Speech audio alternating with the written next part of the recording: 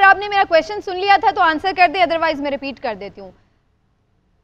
नहीं, आपका क्वेश्चन ये था कि क्या तरीके इंसाफ जो है, जो जी आज़ाद अरकान आते हैं, क्या वो तरीके इंसाफ के को ज्वाइन कर सकेंगे कि यस, नहीं? जी जी बिल्कुल।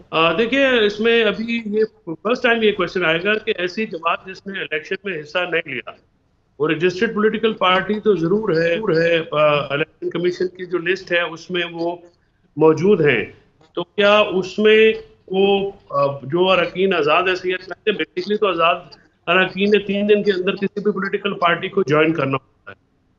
लेकिन मेरा ख्याल में जिस किस्म की, जैसे इलेक्शन कमीशन ने आज भी सलमान साहब का, जो सलमान अकबर साहब को फैसला दिया है, अभी उसकी तफसीली वजूहात आती है तो देखना पड़ेगा। लेकिन ये क्वेश्चन तो बहरहाल अपनी जगह पे मौजूद रहेगा कि जिस पार्टी को सिंबल नहीं एलोकेट हुआ, तो क्या वो उसको ज्वाइन किया जा सकता है। आज़ाद अरकान एक अपना ग्रुप भी बना सकते हैं, लाजमी नहीं कि वो 3 दिन में किसी पार्टी को ज्वाइन करें। पार्टी को ज्वाइन करने का मकसद तो ये होता है कि स्पेशल सीट्स का इंसेंटिव होता है, क्योंकि उनकी जो सीटें हैं वो ज़्यादा हो जाती हैं, तो वो फिर इस पे लालच होता है कि ज़्यादा कोई ना कोई अकोमोडेट हो सके, तो इसलिए आज़ाद अरकान को शामिल कराया जाता है। बसूरत दीगर तो आज़ाद अरकान जो हैं एक मुतहद ग्रुप की शक्ल में भी एग्जिस्ट कर सकते हैं, और वो अपनी पॉलिटिक्स कर सकते हैं, कोई ऐसी कदगन तो है नहीं उनमें।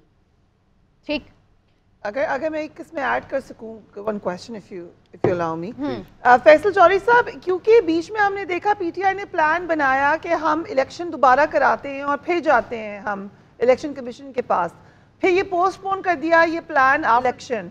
सो क्या उनको लगता है कि अगर वो दोबारा इलेक्शन कराएं और ईसीपी अप्रूव कर दे, then they have a chance कि इनको दोबारा अपने साथ शामिल कर सके? Is that a possibility? देखिए, पॉसिबिलिटीज होती हैं, पॉलिटिकली इतनी ज़्यादा तो रिस्ट्रिक्टेड काम नहीं होता, लेकिन अगर उनको इजाज़त देनी होती तो फिर उनको ये बल्ले का निशान लेके इलेक्शन से आउट क्यों करना था। तो बुनियादी तौर पे तो जो मसला ये है कि जो इलेक्शन कमीशन और तहरीक इंसाफ के आपस में जो ताल्लुकात हैं, वो इतने जो हैं वो सबके सामने हैं, वो बड़े कशीदा ताल्लुकात हैं, और आज से नहीं है, वो 2-2.5 साल से वो ये मामला चल रहा है। चौधरी साहब, गुजारिश है कि इलेक्शन कमीशन की अपनी ख्वाहिश अलग, हम कानून क्या कहते हैं, क्या तरीके इंसाफ एज ए जमात अगर है तो फिर वो कल को कोई जा सकता है कि नहीं जा सकता, उसमें आइन क्या कहता है? वो तो इलेक्शन कमीशन का फैसला तो वो बेहतर जानते हैं। कुछ सवालात ऐसे हैं जो कि जिसकी सिचुएशन पहले पाकिस्तान में कभी अराइज नहीं हुई, यानी आज तक पाकिस्तान की तारीख में कभी भी किसी पॉलिटिकल पार्टी को एन इलेक्शन के दौरान इलेक्शन मुहिम से इस तरह से आउट नहीं किया गया। और जिस तरह से सुप्रीम कोर्ट ने इलेक्शन कमीशन को एंडोर्समेंट दी है, तो उसमें आइन और कानून का कुछ ज्यादा जो है ना अमल दाखिल रह नहीं गया है। इसमें ख्वाहिशात का, या आप समझें कि कोई टेक्निकल मामलात का मामला ज्यादा सामने आ गया है।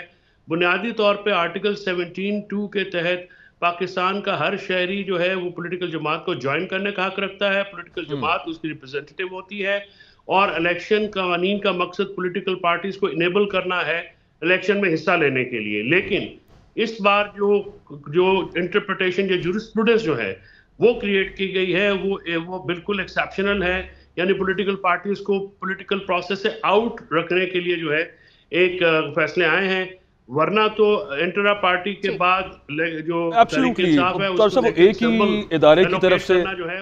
बिल्कुल ठीक भट्टी साहब, वही बात होगी ना, कानून में तो बहुत कुछ है। वो हम थोड़ी देर पहले बात कर रहे थे कि वो सदर आरिफ अलवी साहब ने एक इंटरव्यू में कहा था कि सबसे बड़ी गलती ये हुई है कि कॉन्स्टिट्यूशन पाकिस्तान, मेरे समेत वो भी बेचारे कुछ खुल के बोल नहीं सकते।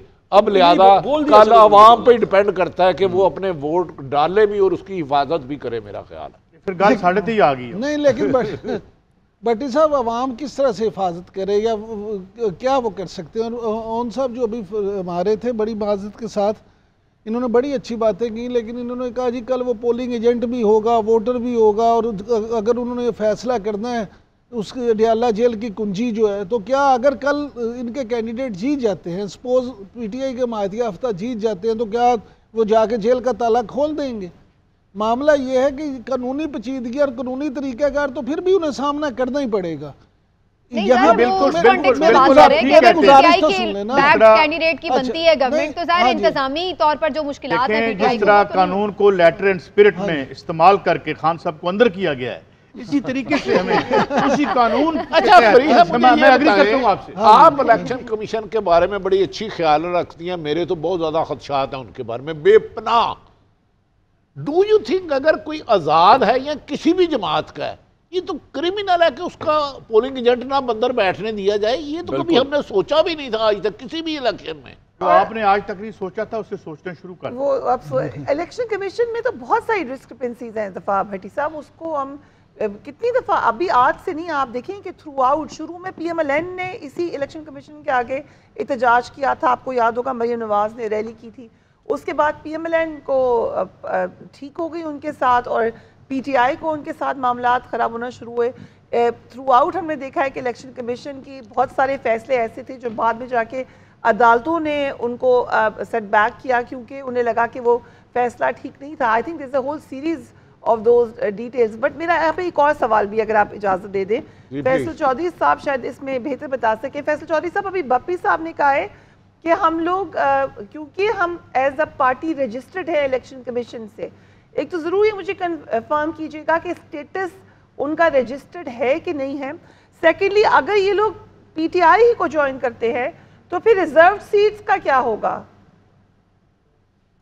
दो बातें। पहली बात तो ये है फरिया कि ये बिल्कुल गलत इंटरप्रिटेशन होगी मेरी नज़र में कि तहरीक इंसाफ को जो है जीतने के बाद ज्वाइन किया जा सकता है। मेरा नहीं ख्याल कि क्योंकि उन्होंने एज ए पोलिटिकल पार्टी जो है सिंबल में हिस्सा, इलेक्शन में हिस्सा नहीं लिया, लिहाजा ये तो इंटरप्रिटेशन जो है ये बड़ी फार स्ट्रेच्ड है। इसको मेरा नहीं ख्याल कि ये कानून में किसी जगह पे ये किसी जगह फॉल कर सकेगी।